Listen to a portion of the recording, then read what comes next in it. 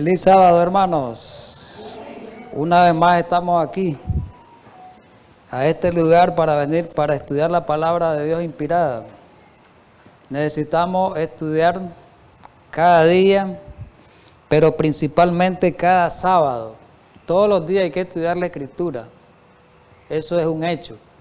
Pero el sábado se recibe una gran bendición, que es la bendición de que vamos a tener esa luz de la palabra de Dios en medio de nuestros corazones.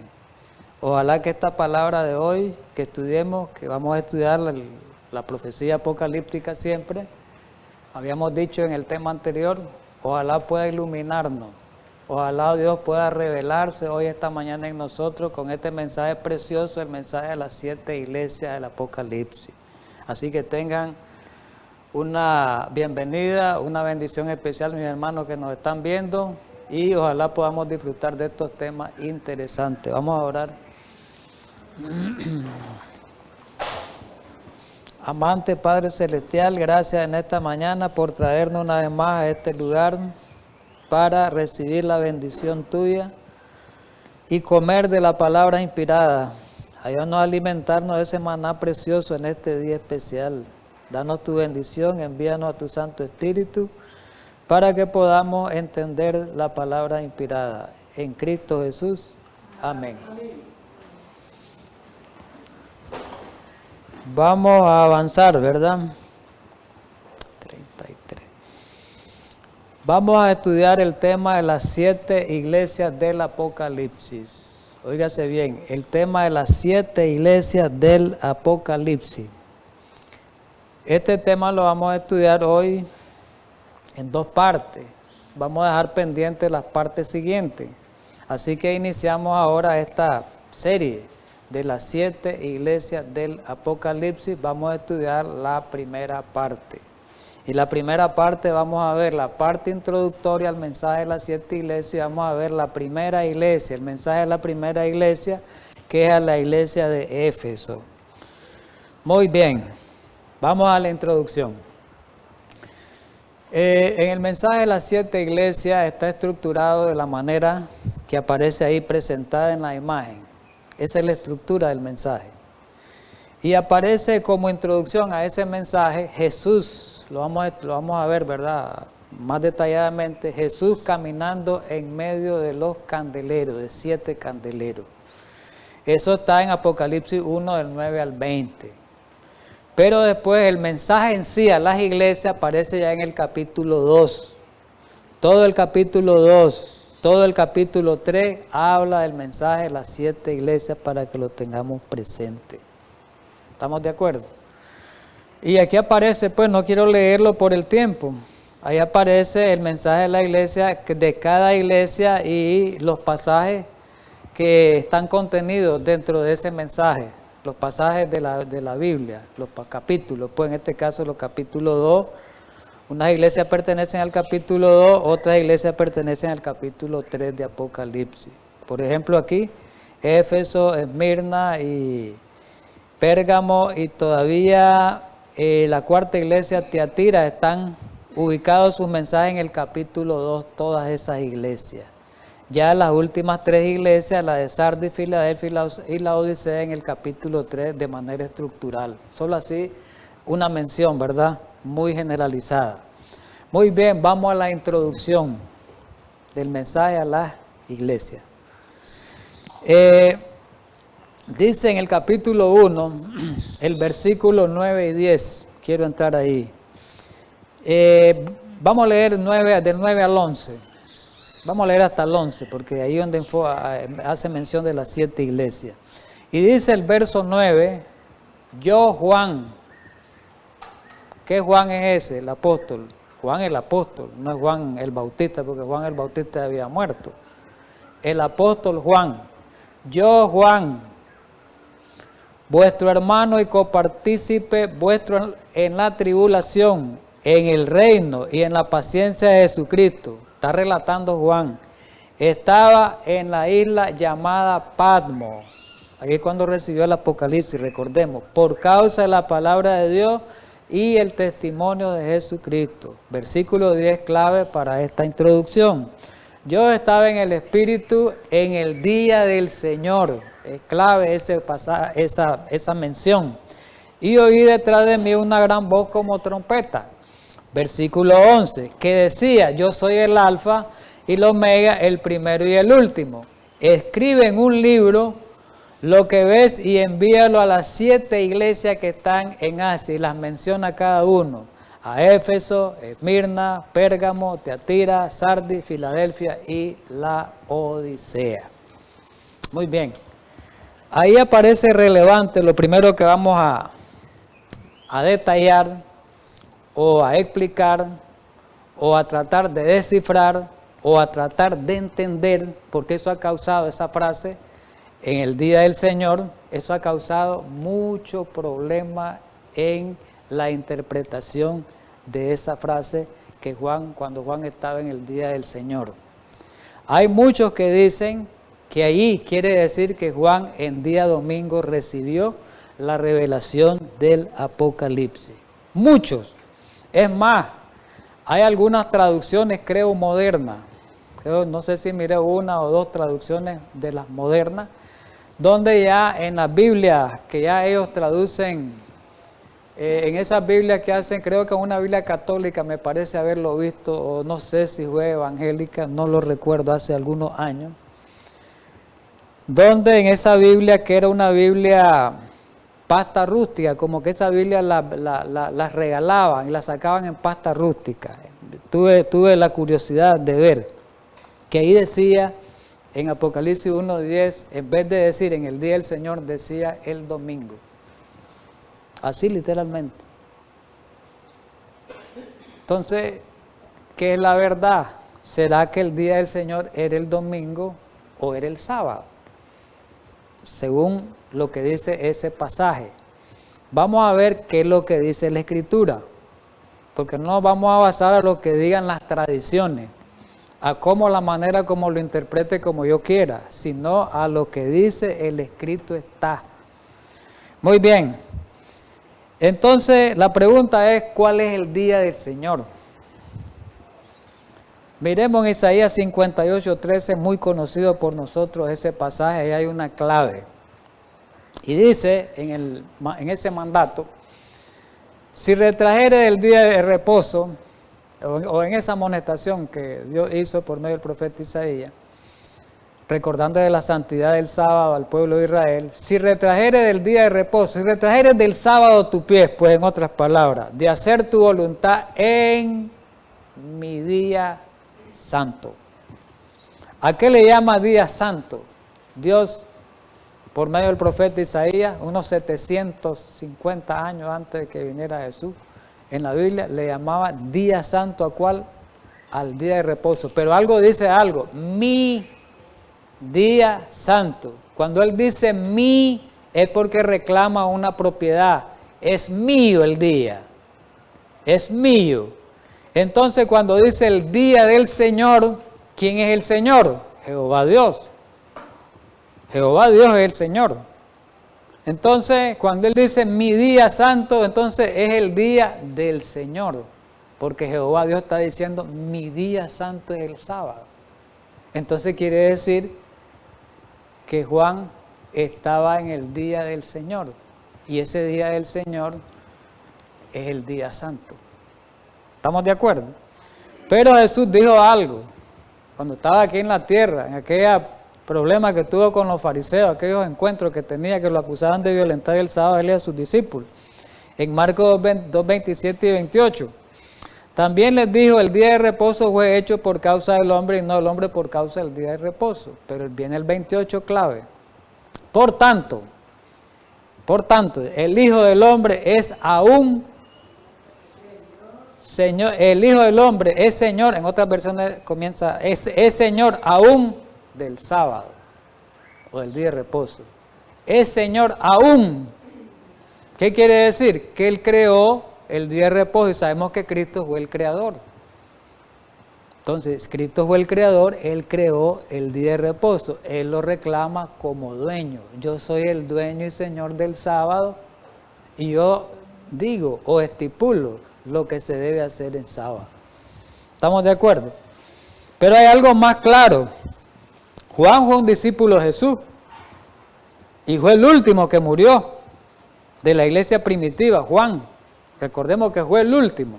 Ahora la pregunta es, Juan anduvo con Jesús, predicando, recibiendo la instrucción de Jesús, después predicando con Jesús, después que muere Jesús, Juan anduvo predicando el evangelio, ¿verdad? Entonces la pregunta es, ¿qué día guardaba Juan cuando andaba con Jesús?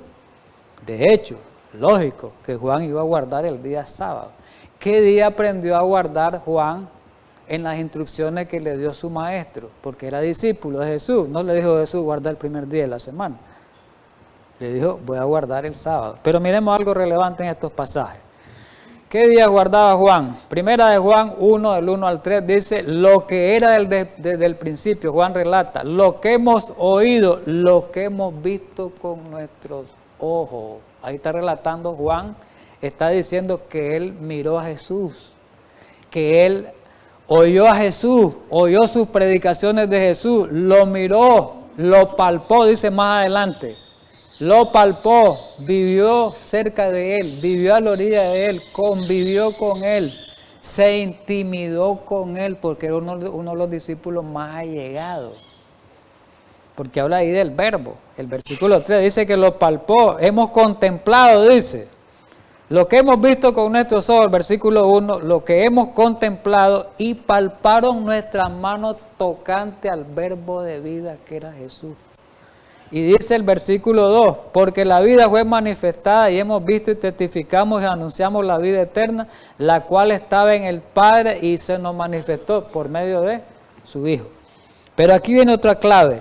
Lo que hemos visto y oído, dice Juan, lo que yo miré, lo que yo oí, es su anuncio. ¿Estamos claros? ¿Qué miró Juan? ¿Qué oyó Juan? Oyó del sábado. ¿Qué miró? Que Jesús guardaba el sábado. Juan miró literalmente que Jesús guardaba el sábado. ¿Qué oyó? Que Jesús predicaba del sábado. Porque tuvo los debates con el fariseo. Juan estuvo presente en esos debates con los fariseos. Eso anunciamos. ¿Qué anunciaba Juan? De hecho que Juan, cuando dijo yo estaba en el día del Señor, Juan estaba diciendo yo estaba en sábado, cuando recibí la revelación de Apocalipsis. Pero miremos lo que dice el Espíritu y Profecía para los adventistas el séptimo día, que tenemos el testimonio del Espíritu y Profecía. En Hechos de los Apóstoles, página 464, ahí lo dice claramente. Fue en un sábado cuando la gloria del Señor se manifestó al desterrado apóstol, ahí en la cárcel. Juan observaba el sábado, aquí está la clave. Juan observaba el sábado tan reverentemente en Patmos, en la isla de Patmos, como cuando predicaba al pueblo de las aldeas y ciudades de Judea. ¿Qué les parece? Y menciona ahí el versículo, los versículos del 1, Apocalipsis 1, del 10 al 13, que no lo voy a leer, ¿verdad? Así que el Espíritu de Profecía confirma lo que dice la Biblia, que Juan reverenciaba el sábado y guardaba el sábado. Y ese día en la isla de Patmos que recibió la revelación, Juan lo guardó el sábado como lo había guardado en toda su vida. Sigue más, Elena White, en una cita en el Instructor de la Juventud del 5 de abril de 1900, citado por el Comentario Bíblico Adventista, tomo 7, página 967, porque algunos pueden decir, ¿y a dónde voy a hallar ese Instructor de la Juventud? Búsquelo en el comentario en esa página. Ahí lo cita el comentario. Para los que tienen el comentario bíblico, ahí búsquelo, no hay ningún problema. Ahí está. Solo voy a leer algunas partes.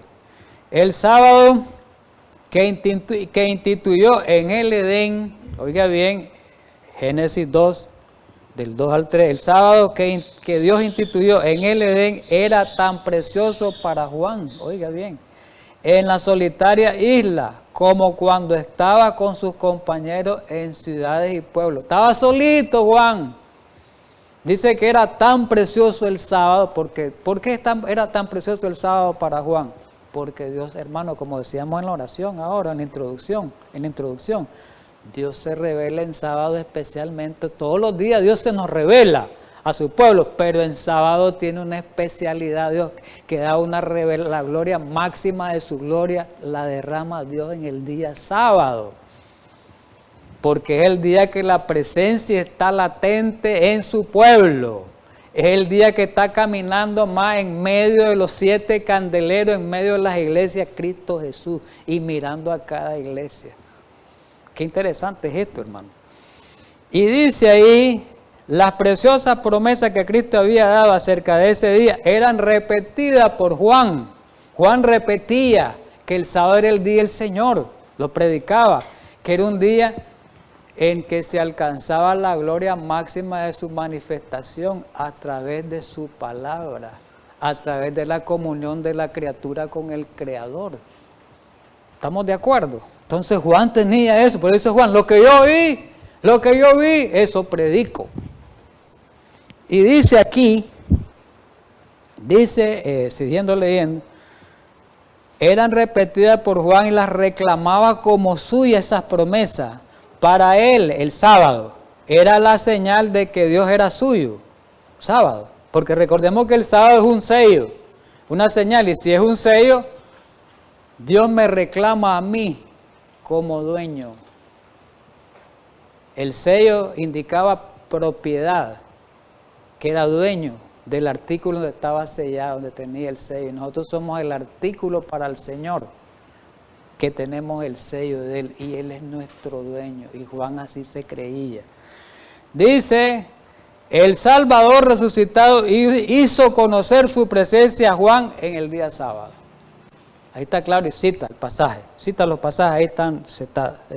Después habla de la persecución sufrida por Juan, que los persiguieron, y que en Patmos resplandeció la gloria de Jesús. Todo eso habla, y después al final dice, en rojo, ¿verdad?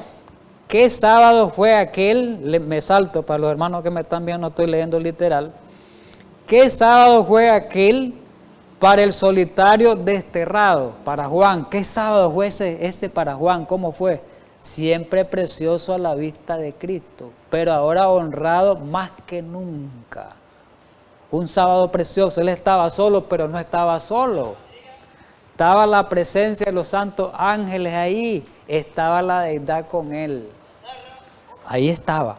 Nunca había aprendido tanto de Jesús, nunca había oído tantas verdades, nunca había oído verdades tan sublimes. Entonces quiere decir que ese sábado fue más especial Juan, el más especial de toda su vida, porque nunca había recibido una revelación tan grande como cuando Dios le dio esa revelación del libro de Apocalipsis. Así que más bien fue la bendición más grande, que estaba ahí desterrado, pero él no se sentía desterrado, hermano. Qué lindo es esta introducción. Muy bien, vamos al mensaje de las 7 iglesias. Avancemos en el tiempo porque el tiempo va transcurriendo. ¿Cómo se deben interpretar esos mensajes? La pregunta es, ¿cómo vamos a interpretar los mensajes de la iglesia? Y eso ya pasó. ¿Y qué tiene que ver para mí eso? Y Efesios fue allá en el tiempo de Juan, ese mensaje fueron para el tiempo de Juan, eso ya pasó. ¿Qué provecho sacamos con estudiar esto? Pueden pensar algunos. Claro que hay un gran provecho al estudiar esto. Vamos a ver, eso depende de la manera como se interpreten. Claro que para los preteristas esto no tiene importancia. Para los que interpretan el Apocalipsis en el pasado, no tiene importancia, ya pasó. Y para el futurista tampoco, porque ya pasó también. Ya pasó, es algo pasado.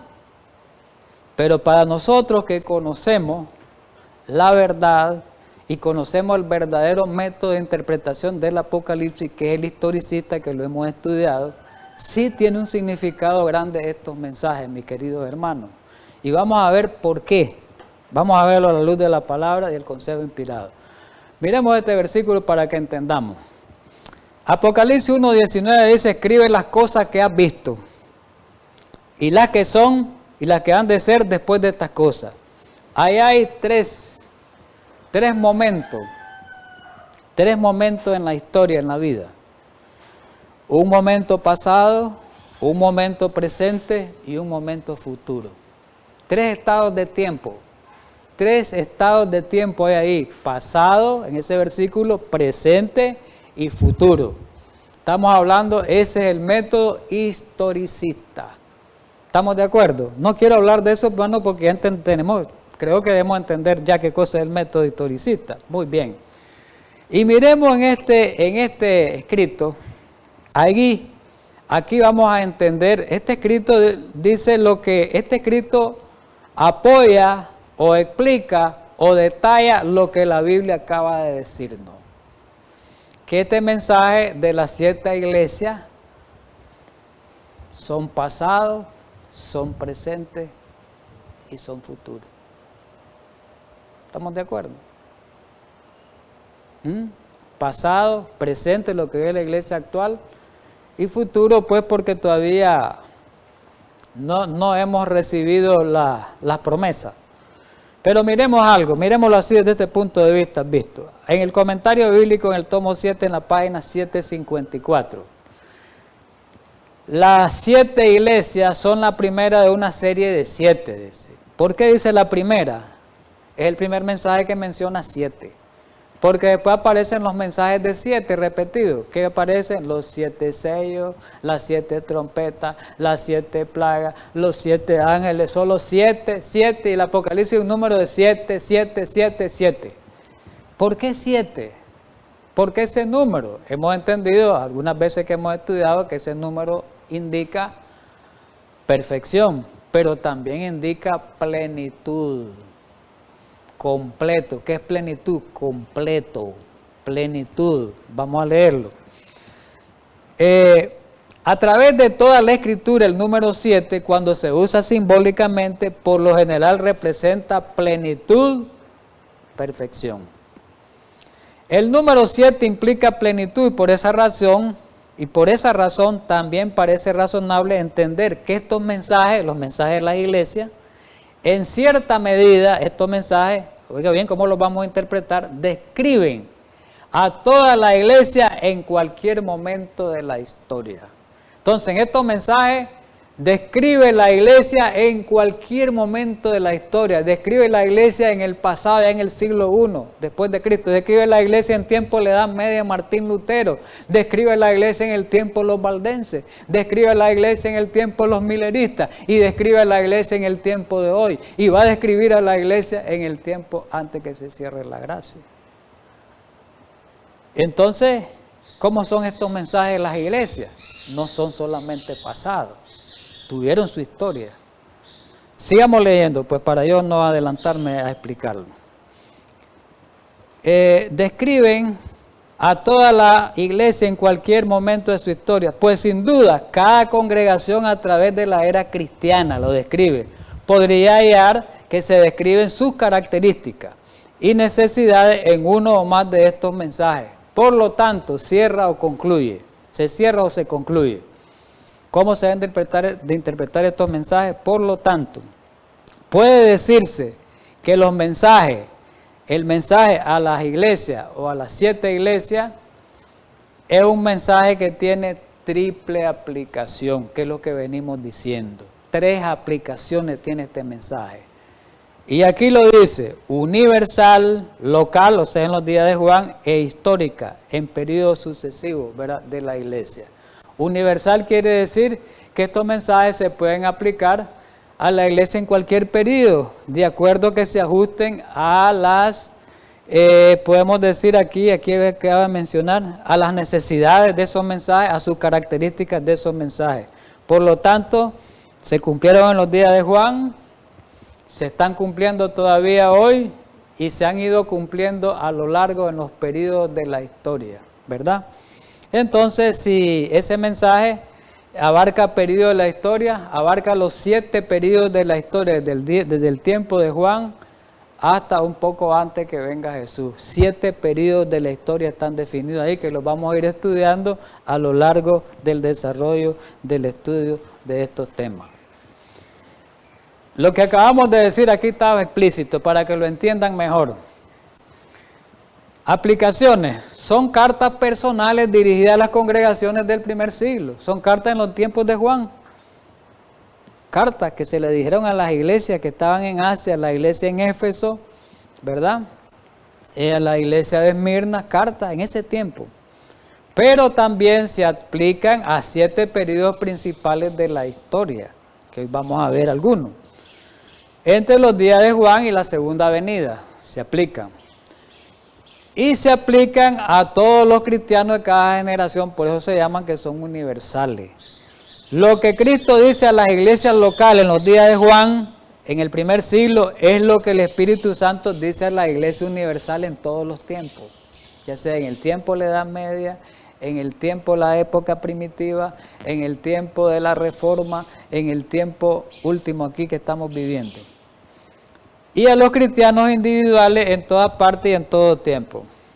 Aquí he hecho, vamos con el Espíritu y Profecía para que vayamos, siempre estoy presentando la Biblia, el Espíritu y Profecía y la historia. Oiga bien, Biblia, historia y Espíritu y Profecía. Ahí no hay nada más por donde detallar o discutir estos mensajes. Biblia primero, Espíritu y Profecía e historia son importantes para entender estos mensajes.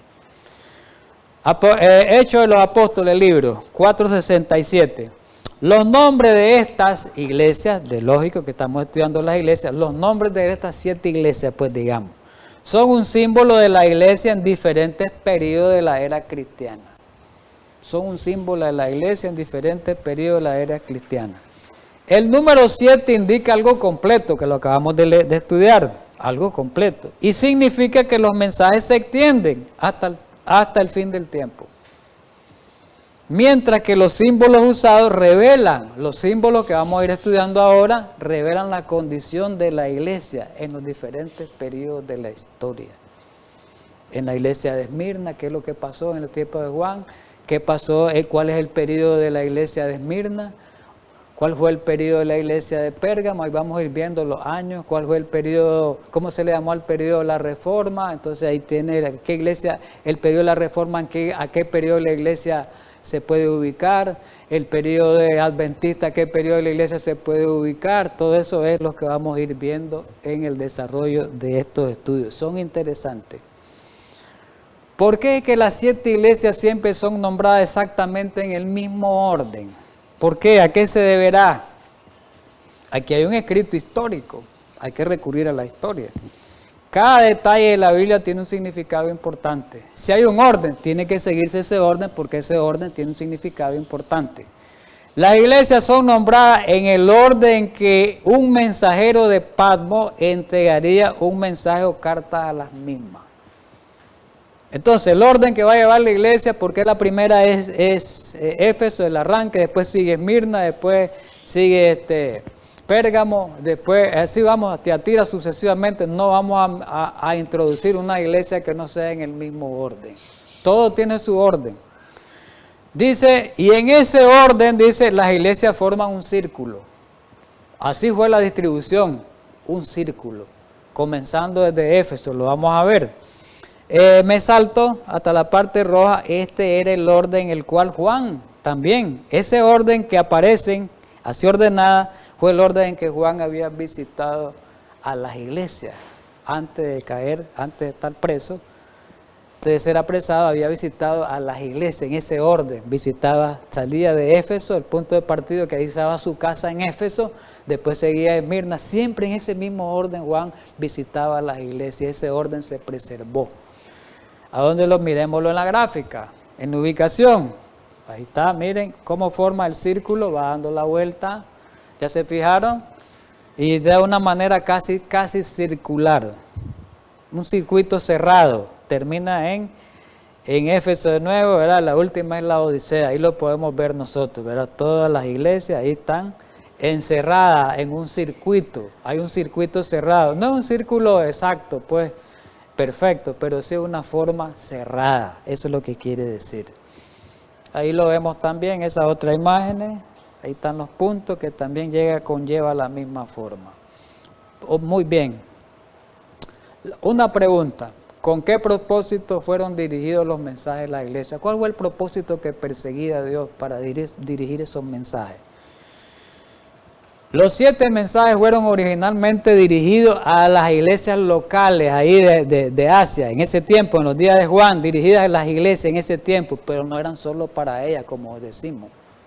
Tenía un mensaje especial para las iglesias en distintos periodos de la historia después de ahí, después del siglo I. Cada mensaje nombra a la ciudad en la que se ubica una iglesia en particular. ¿Ve? Cristo envía estos mensajes ¿para qué? Miremoslo para qué. Y lo envía ahora para nosotros ¿para qué? No solo para ellos. Recordemos que tiene una aplicación triple. Quiere decir que hubo un propósito con el cual los envió en aquel tiempo. Y tiene un propósito con el cual nos envía en este tiempo. Para aquel tiempo, dice, Cristo envía estos mensajes para que cada iglesia en ese tiempo se preparara para afrontar la crisis venidera. Hoy también para nosotros, este mensaje de las iglesias también es un mensaje para que nos preparemos para la crisis venidera. Porque algunas características que están ahí están ocurriendo en la iglesia. En estos mensajes de la iglesia ocurren hoy en esta última iglesia. Es importante que muchas características, muchos problemas que se dieron en esas iglesias, hoy se están repitiendo en esta última iglesia. Así que el mensaje de la Odisea no solo saber uno como última iglesia, solo conocer el mensaje de la Odisea, no, el mensaje de todas las iglesias, porque hay muchas cosas que ocurrieron en el pasado. Recordemos que va a haber una persecución. Y la iglesia de Esmirna fue atrozmente perseguida, entonces tenemos que estudiar la iglesia de Esmirna, las vicisitudes, las dificultades, los problemas, las persecuciones que padeció Esmirna. Miremos el tiempo de la apostasía. ¿Hay apostasía en la iglesia? También, entonces hay que estudiar todas esas características para aplicarlas y compararlas en esta iglesia. Muy bien, vamos siguiendo. Apocalipsis 1, 12 al 16, me volví para ver la voz que hablaba conmigo. Voy a leer un poco algunos versículos, no hermano, por el tiempo, ustedes los buscan en su Biblia, cuando tengan oportunidad. Solo me voy a referir a lo más importante. Versículo 12, Apocalipsis 1, al 12 al 16. Versículo 12, me volví para ver la voz que hablaba conmigo, hablando Juan, y vuelto vi 7 candeleros de oro, muy importante esto. Y el versículo 13 dice, ¿y quién estaba en medio de esos 7? Y en medio de los 7 candeleros miró Juan a uno semejante al Hijo del Hombre. Ahí comienza a describirlo, ese era Jesús. Vestido con una ropa que le llegaba a los pies, ceñido por el pecho con un cinto de oro. Y después comienza a describirlo cómo estaba su cabeza, sus cabellos, sus pies. Pero el versículo 16 dice que tenía en su diestra, en la mano derecha, 7 estrellas. Importante. De su boca salía una espada aguda de 2 filos y su rostro era como el sol cuando resplandece en su fuerza. Muy importante. ¿Qué representan los 7 candeleros importantes para nosotros? Dice que Jesús estaba en medio de los 7 candeleros. ¿Qué significado tenían esos 7 candeleros? La Biblia lo contesta. Apocalipsis 1:20 dice, el misterio de las 7 estrellas que has visto en mi diestra, le dice Jesús, el testigo fiel a Juan, que nos comunique a su pueblo, el misterio de las 7 estrellas que has visto en mi diestra de los 7 candeleros de oro, las 7 estrellas son los ángeles de las 7 iglesias, oiga bien, y los 7 candeleros que has visto, ¿qué cosas son? Las 7 iglesias. Ahora, esas 7 iglesias eran solamente para aquellas iglesias que miró Juan y que las estudiamos ahorita en un circuito cerrado que estaban en Asia. No, porque hasta donde hemos visto no podemos quedarnos con una interpretación preterista. Hasta donde hemos visto ese mensaje también es para nosotros. ¿Y qué nos está diciendo? Que Jesús anda en medio de las 7 iglesias. Que Jesús está al cuidado de las iglesias. Vamos a leer una cita así para que nos ayude mejor, para no hablar tanto. Comentando esto, Hechos de los Apóstoles 4:68, referente a lo que estamos estudiando. Se habla de Cristo como caminando en medio de los candeleros de oro. Ya descubrimos que simbolizaba en medio de las iglesias. Aquí lo menciona. Así se simboliza su relación con las iglesias. ¿Y qué dice? Está Cristo, está hoy. Porque no dice estaba, está presente también, está en constante comunicación con su pueblo. Eso indica Cuando dice que Jesús camina en medio de los 7 candeleros, Él mira a su iglesia en diferentes periodos de la historia, Él las ha ido viendo. Está viendo ahora la Odisea, Jesús. Cuando la estudiamos y vamos a ver, Él la está viendo. Él está midiéndolo. Por eso dice, yo conozco tu obra. Él nos está viendo porque Él está en medio de las iglesias, en medio de los candeleros. Yo conozco tu obra.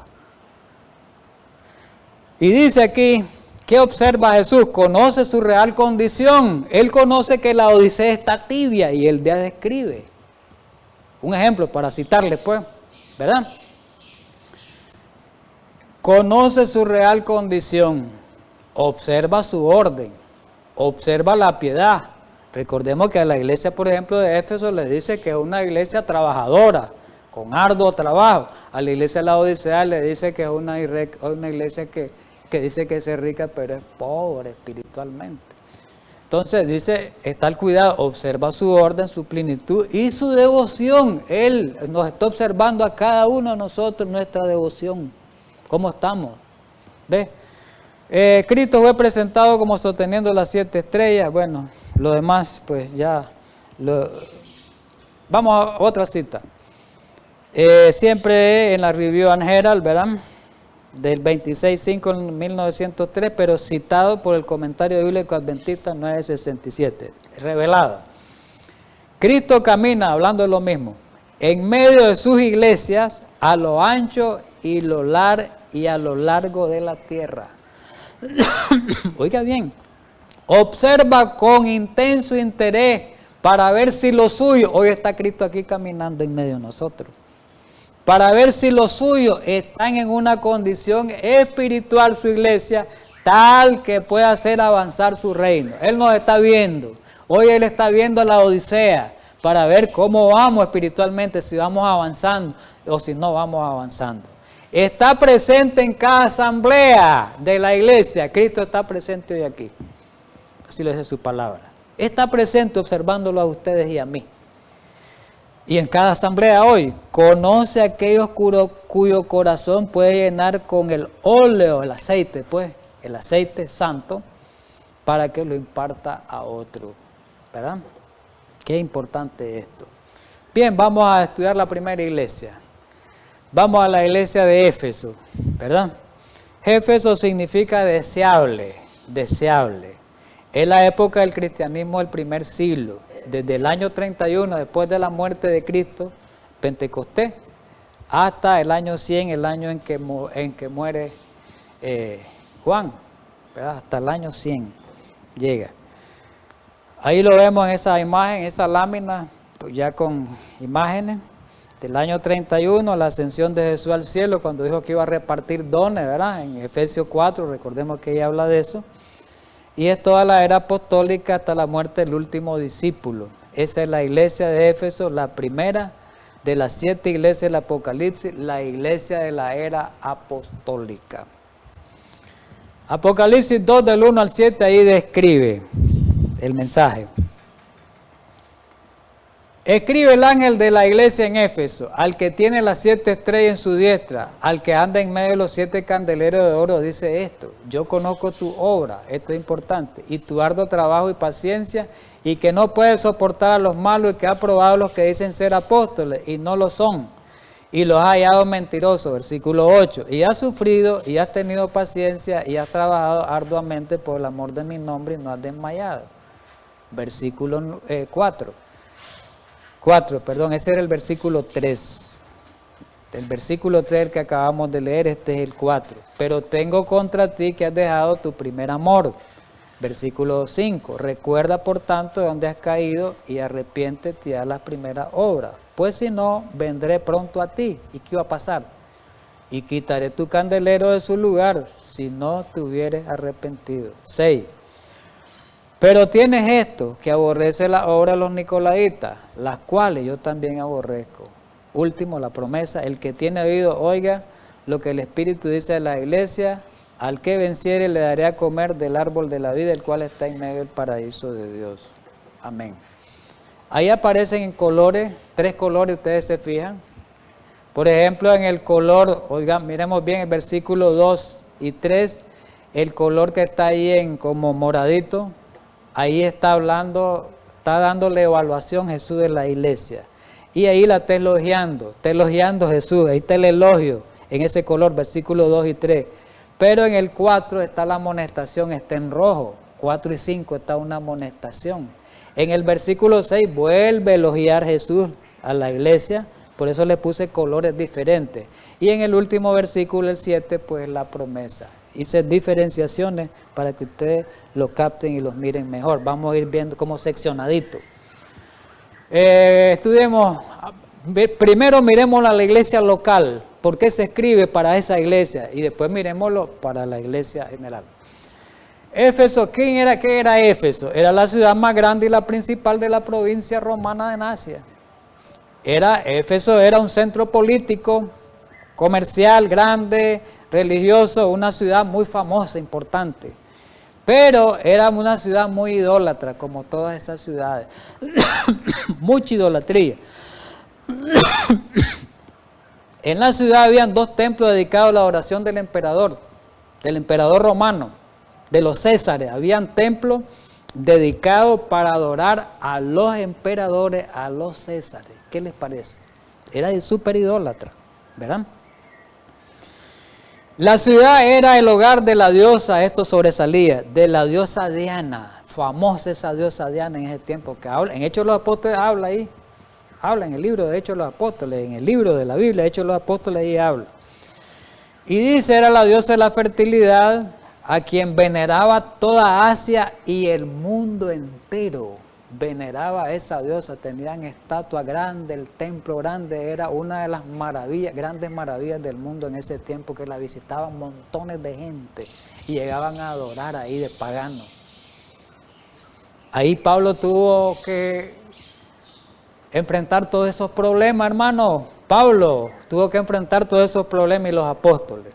Aquí en este escrito histórico dice que esa iglesia de Éfeso Pablo fue el que la visitó por primera vez.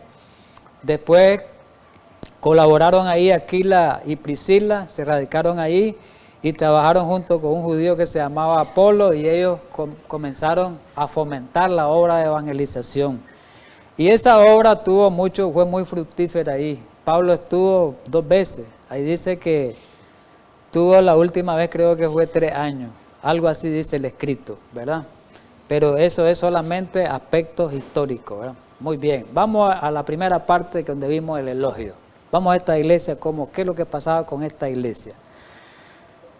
Ya sabemos que esta iglesia vivió en la era apostólica. Ahí está hablando de la era de los apóstoles, ¿verdad?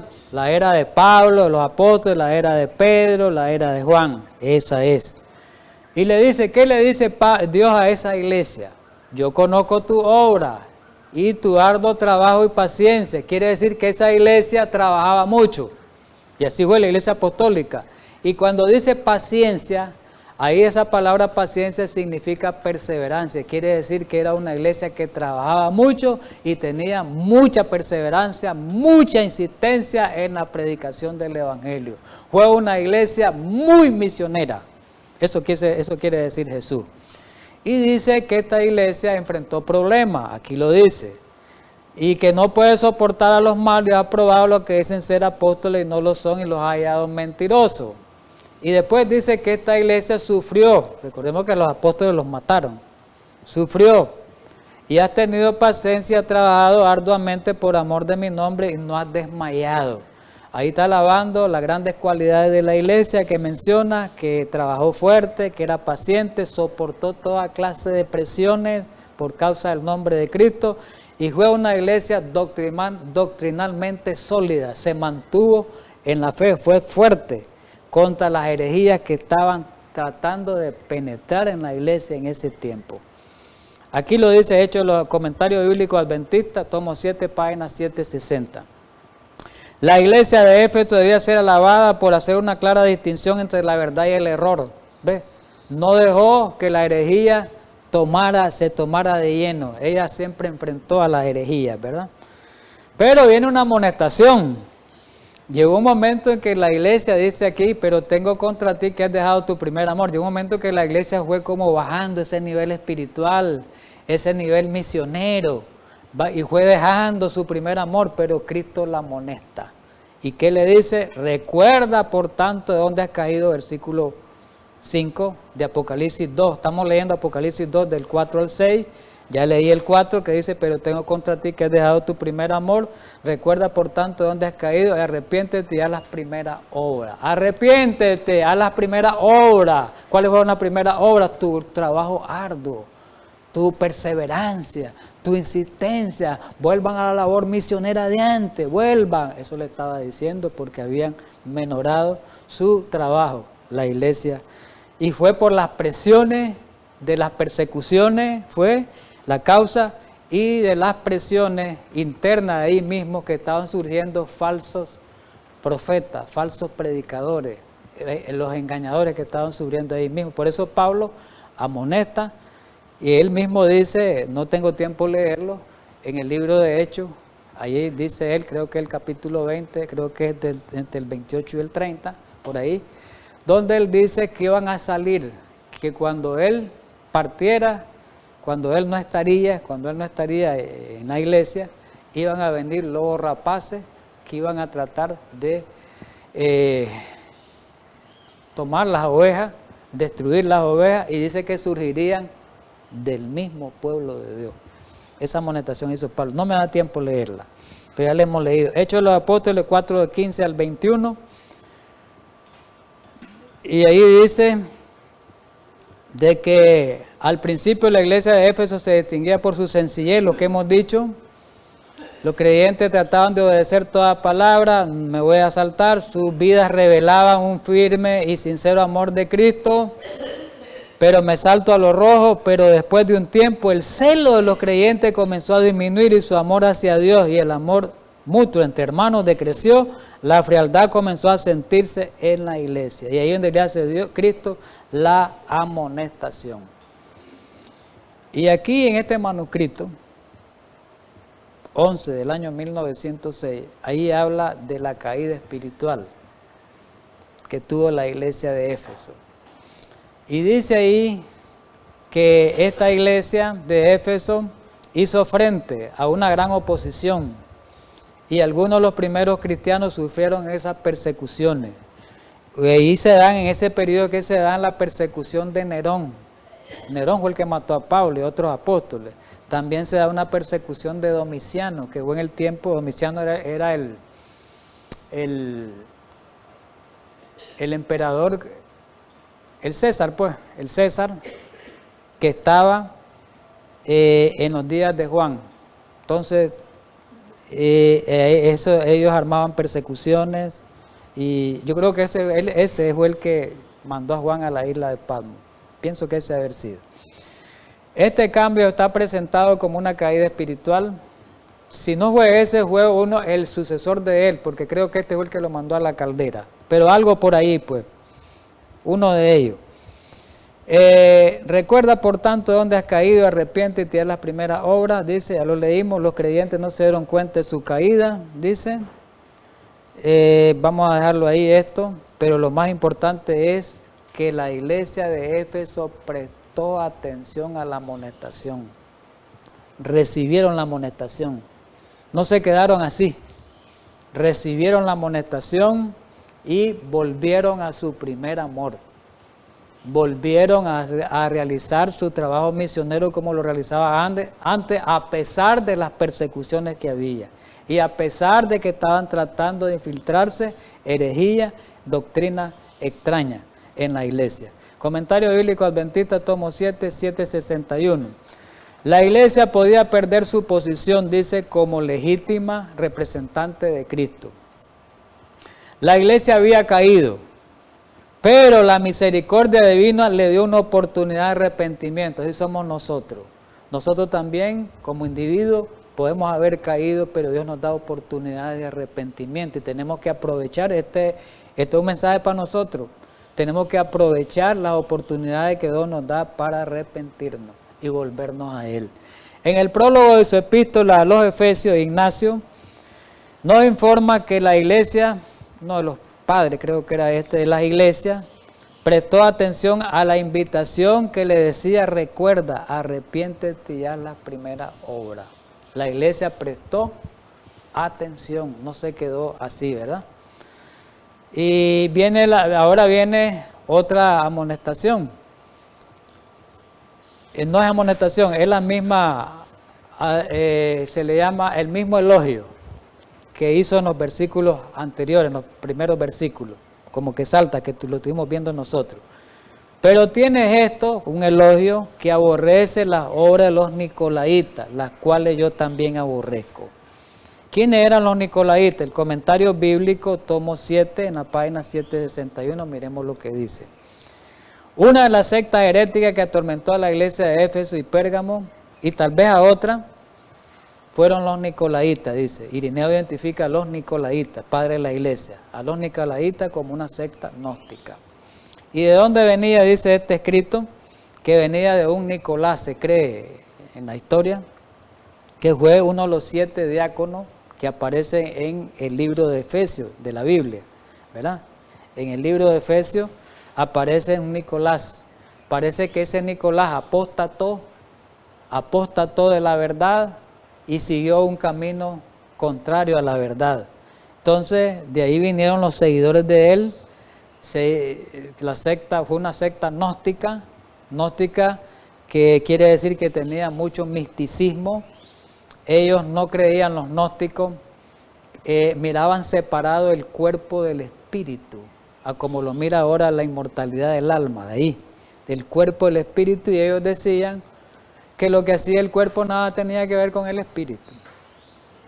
Entonces ellos como quien dice, se aventuraron a un libertinaje. Estos predicaban el libertinaje y ellos le daban rienda suelta, esos nicolaitas, rienda suelta al cuerpo, con fornicaciones, con adulterio, con poligamia y un sinnúmero de cosas. Entonces eso es lo que están tratando de enfrentar, o enfrentaron más bien los apóstoles de ese tiempo, y Cristo los elogia. Yo aborrezco esa obra como tú también las aborreces. ¿Estamos entendidos? Entonces ellos despreciaban la ley de Dios, desobedecían la ley de Dios abiertamente, despreciaban la gracia divina, y miren un sinnúmero de cosas, ¿verdad? La aplicación de la doctrina de los nicolaitas hoy en este tiempo, miremos lo que dice Elena White, que hoy se aplica esta doctrina a las iglesias, que aquí lo dice esta cita, vamos a leerla mejor. Se enseña mucho ahora la doctrina de que el evangelio de Cristo ha anulado la ley de Dios, como los nicolaitas. Los nicolaitas decían, no, nada de ley de Dios. Aquí podemos hacer con el cuerpo todo lo que queramos. El espíritu es una cosa y el cuerpo otra. Que creyendo quedamos liberados de la necesidad de ser hacedores de la palabra, nada de obediencia. Pero esta es la doctrina de los nicolaitas que Cristo condenó tan implacablemente. Hoy hay un libertinaje en las iglesias. Entonces ese libertinaje que hay en las iglesias, que no creen que la ley de Dios está vigente, es el mismo libertinaje que hubo en los nicolaitas. Por lo tanto, hoy existen nicolaitas modernos también. Y contra eso amonestó Dios en su palabra. Ya vamos a ir terminando. Vamos a las promesas del vencedor. ¿Cuáles son las promesas del vencedor? Apocalipsis 2:7 dice, le envía la promesa. Ahora, esta promesa fue enviada a la iglesia local en los días de Juan, que estaba pasando por esa experiencia. Pero también esta promesa, como lo hemos estudiado ahora, es enviada para la iglesia de todo tiempo. Y es enviada para nosotros como pueblo de Dios en este tiempo final. Entonces nosotros también somos vamos a ser partícipes de esta promesa. Nos engloba. El que tiene oído, oiga lo que el Espíritu dice a las iglesias. Al que venciere, le daré de comer el árbol de la vida, el cual está en medio del paraíso de Dios. Comentario bíblico, tomo 7, Adventista, página 762. Miremos lo que dice de eso, para ya terminar. La promesa dirigida particularmente a la iglesia de Éfeso es, en un sentido especial, para todas las iglesias. Aquí está, mire, de los tiempos apostólicos representada por esta iglesia. Es verdad, para todas las iglesias que estaban en ese tiempo, en el siglo I, fue ese mensaje. Pero dice algo más. Pero aunque era particularmente apropiada para esa iglesia en los días de Juan, se aplica también a los creyentes de todas las edades. Quiere decir que la iglesia de los valdenses se aplicaba también esta promesa, y ellos creyeron en esta promesa. Los albigenses creyeron en esta promesa.